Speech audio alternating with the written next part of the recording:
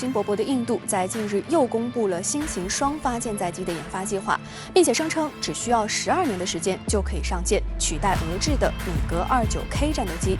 那么这将是一款怎样的舰载机呢？而其饱受诟病的军工水平又能否让该机从 PPT 照进现实呢？印度将这款双发舰载战斗机暂定名称为 TED-BF。目前已经至少有3种设计方案，通过计算机流体动力学测试和风洞模型制作，用以确定新型舰载机是否符合拟定作战性能的最佳气动外形。那么，由于是基于光辉 N 战机研发的双发版本，因此也被外界称为魔改版光辉。据悉，该型舰载机的尺寸将与印度航母所使用的米格29K 基本相当，最大起飞重量将达到23吨。远超只有13.5吨的空军型光辉 Mk1 以及17.5吨的光辉 Mk2。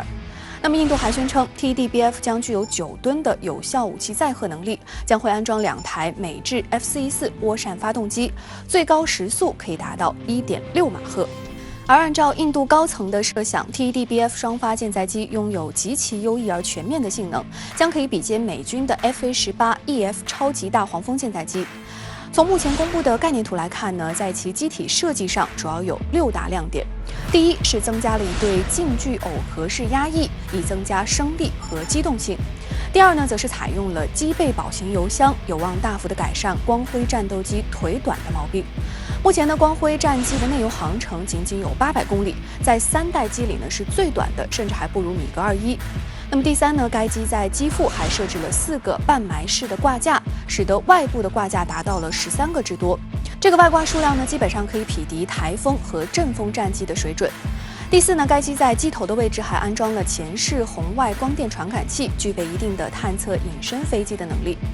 第五，在设计图中显示，该机还将可以搭载多种新型的导弹，包括流星远程空攻导弹、风暴之影空地导弹以及印度最新的国产阿斯特拉中距空攻导弹。第六，印度设计方案宣称，该机的海军型和空军型都将采用有源相控阵雷达，以及印度国产的数据链和通讯系统，具有更强的战场感知能力。那么从以上这些设计来看TED-BF 双发光辉舰载机似乎是具有很强的作战能力，但是如果更加深入的分析可以发现该机实际上还是存在不少的性能短板，而且以印度目前的国产军工水平来看外界不免对该研发计划打上一个大大的问号。近几年，在莫迪印度制造政策的刺激之下，印度军工陆续加大了国产自研力量，国产航母、光辉战机，再到计划当中的新型双发舰载机。但是从万国牌到国产自研的转型，并不像喊口号那么容易。等待印度的还有拖延症、核心技术、人才缺失等等疑难杂症。理想虽然很丰满，但是相对骨感的印度军工仍然有很长的路要走。